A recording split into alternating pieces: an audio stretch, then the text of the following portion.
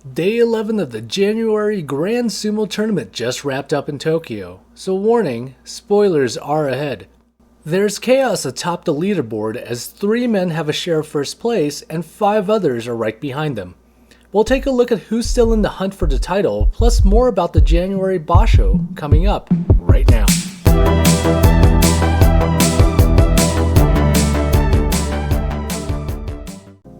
Let's take a look at the leaderboard.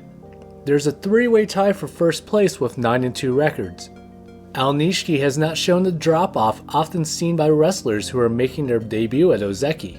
He looks well on his way to continue his streak of at least 11 wins since making his makuuchi debut last March. He's in elite territory right now. He's one of only 5 wrestlers in the history of sumo who have won 60 matches in their first 6 tournaments in the top division. The other 4? All Yokozuna.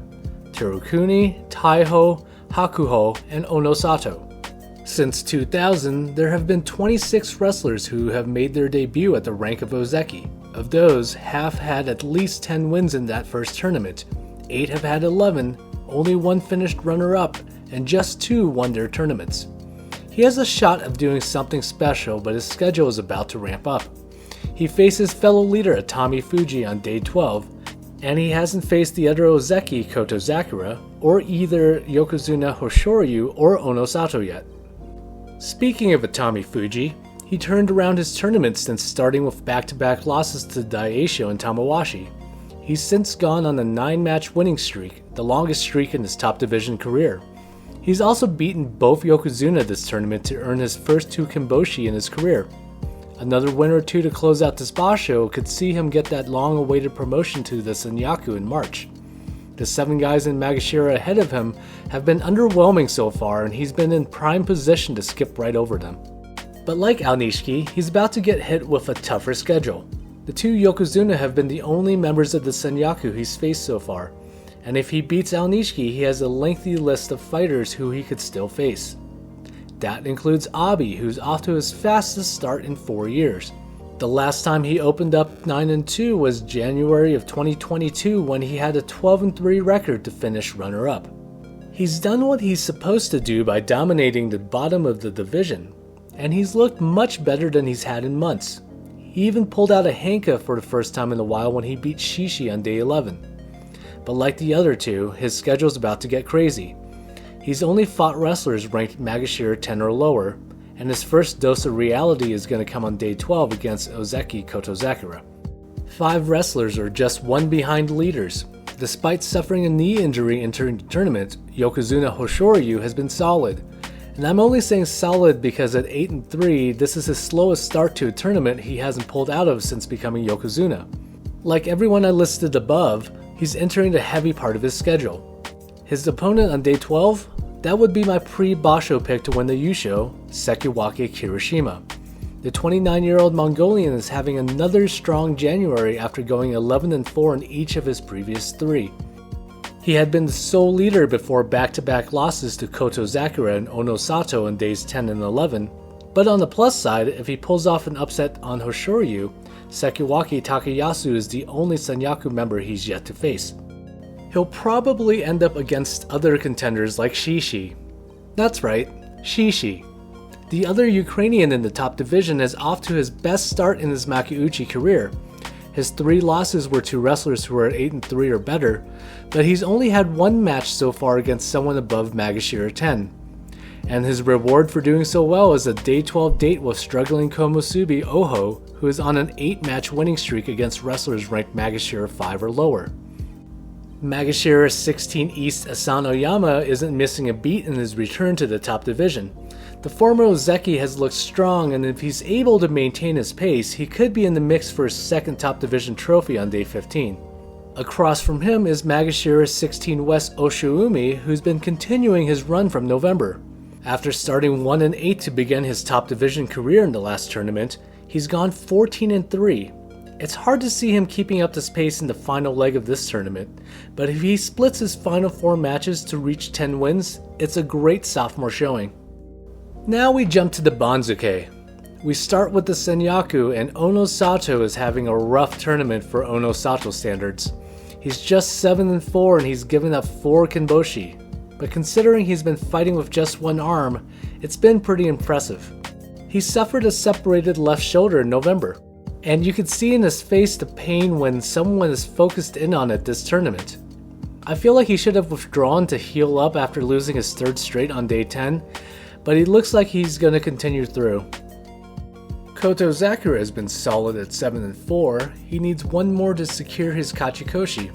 The same goes for Sekiwake Takayasu, who should stay in the Senyaku for the 6th straight tournament in March. Meanwhile, the 2 Kamasube have not had the best tournament. Oho needs to win out to guarantee his spot, and Wakamoto Haru has come on strong since his 0-5 start. He's won 5 of his last 6, 3 more wins and he secures a winning record. Much of the top of the Maegashira have been struggling, especially the 5 guys on the east side. Ichi Yamamoto, Ura, and Takanosho are all looking at drops in the rankings. How far depends on if they can turn things around in the final 4 days. Daisho and Tamawashi both need to win out to avoid Makikoshi. Yoshinofuji has had an interesting basho. He beat both Yokozuna but finished just 3-5 against the Senyaku. He probably has the best chance of the top 7 Maegashira fighters to climb into the Senyaku in March if he can finish strong. He only has Maegashira ranked wrestlers left on his slate. Wakataka Kage and Hakuno Fuji are in the same boat with just 1 less win apiece. Dropping down to the mid-Maegashira, we start with Oshoma, who's come crashing back down to earth after a scorching hot 5-0 start. Fujinokawa has slowed down a bit since starting 7-2. He's suffered back-to-back losses to Shishi and Atamifuji on days 10 and 11. He's been incredibly fun to watch this tournament. He's like a honey badger with endless energy. I think he'll get at least 1 more win to close out his tournament with a winning record. And everyone else in this chunk of the banzuke outside of Abi and Fujinokawa have between 4 and 6 wins. But Chiyoshima is the only one in danger of falling to Juryo if he loses out. At the bottom of the division, there's a lot at play right now. Only Shishi, Asanoyama, and Oshiumi have secured winning records. Asakuryu needs another win to keep a spot in the top division. Rookie Asakuryu has not been doing well of late. After starting 5-2, he's gone on a 4-match losing streak. He needs 3 wins to guarantee his stay in the top division. His fellow rookie, Hatsuyama, punched his return ticket to Juryo on day 8 when he solidified a losing record by going 0-8. He finally earned his first victory on day 9 against Tomokaze. He's on the brink of making history. If he finishes all 15 matches and doesn't get another win, he would have the worst record by a wrestler making their makuuchi debut since sumo moved to the 6 tournaments a year schedule in 1958. There have been 13 wrestlers who have gone 3-12, and 3 who finished 2-13. Tobizaru, Tomokaze, Ryuden, and Mitakeumi all need some wins if they're looking to avoid dropping to Juryo. Ryuden especially. I think he needs to finish 7-8 to prevent his 3rd visit to the 2nd division since January of last year. So, who could come up from Juryo? There's only 1 guaranteed spot in makuuchi right now. Juryo 1 West Fujiseiyun at 8-3 is in the best position to claim it. It would be his first trip up to makuuchi if he gets it. But he has some challengers to fend off.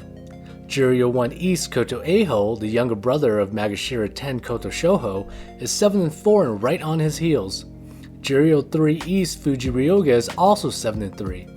If he gets promoted, it would be just his 7th pro tournament. And one more name to look at is veteran Sada Naomi, who's 8-3 at Juryo 4 East. And one person who could come up to Juryo and return to the salaried ranks is Makushita 11 East Enho. The 5'6", 222-pound fan favorite improved to 6-0 after beating Tochimaru on day 11. If he finishes 7-0, he'll likely earn a promotion back to Juryo. Since 1958, 146 out of the 156 wrestlers who have had 7 wins at Makushita 11 or higher have earned a promotion, and the last one who didn't was in 1960. This is important because he's just 1 salaried tournament away from qualifying for Elder Stock. And one more note, Jonokuchi 19 East Asahi Fuji is 6-0 in his opening tournament. The 23-year-old Mongolian is the most highly touted prospect in ages and deemed the strongest new apprentice in history according to Nikon Sports. Heck, his Shikona, his sumo name, is shared with the 63rd Yokozuna. If he lives up to the hype, he should win out this tournament. We'll be keeping tabs on him in the months to come. And that was my Day 11 recap for the January basho. Who do you think is going to emerge with the yusho? Drop your answers in the comments below. If you like what I do, please like and subscribe. And check out my new video where I give a chronological look back at 2025's year in sumo. I'll be back after the tournament with a recap of what happened in January. Thank you for watching, and I'll catch you next time.